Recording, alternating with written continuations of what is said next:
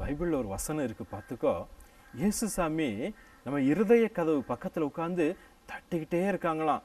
தட்டி எதுக்காக தெரியுமா? உள்ளே வந்து நம்மளை நல்ல பிள்ளையாக மாற்றுறதுக்கு, நமக்கு தேவையான பாதுகாப்பெல்லாம் கொடுக்கறதுக்கு. ஆனால் பார்த்துக்கோ, நீ ஏசாமி பிள்ளையாக மாறிட்ட.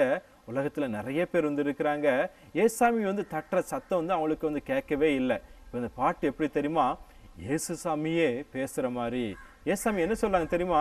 எப்பா, நான் கதவை தட்டுறேன், நீ எனக்கு இருதய கதவை திறந்து இடம் கொடுத்தனா நான் உள்ளே வந்துடுவேன். உள்ளே வந்து உனக்கு நல்ல பாதுகாப்பு கொடுப்பேன், நல்ல வந்து ஒரு சுகத்தை கொடுக்குற டாக்டரை போல இருந்து உதவி செய்வேன், நல்ல வந்து ஒரு ஃப்ரெண்டை போல இருந்து உனக்கு நல்ல ஆலோசனைலாம் சொல்வேன்னு சொல்லி ஏசாமி வந்து சொல்றாங்க.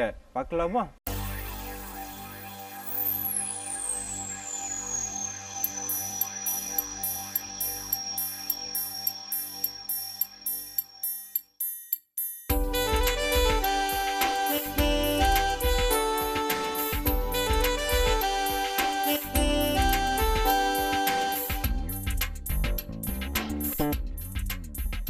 நெடுநாளாய் வாசல் கதவை தட்டுகிறேன், இன்னும் சத்தம் கேட்கவில்லையோ?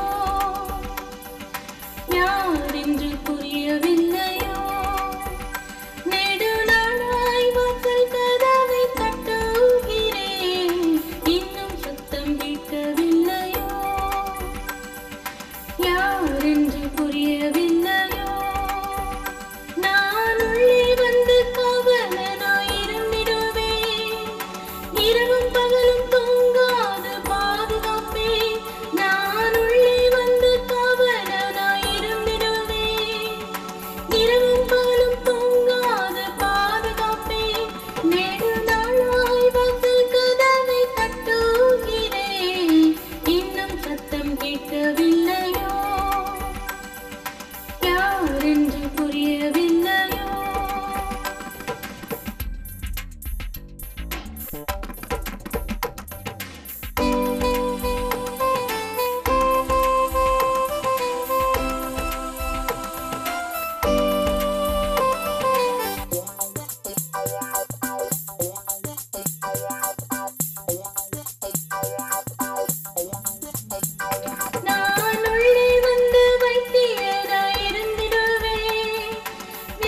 கஷ்டங்கள் நீக்கி சுகமாக்குவே.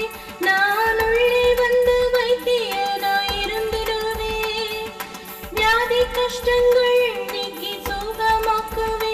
நெடுநாளாய் வாசல் கதவை தட்டுகிறேன், இன்னும் சத்தம் கேட்கவில்லையோ?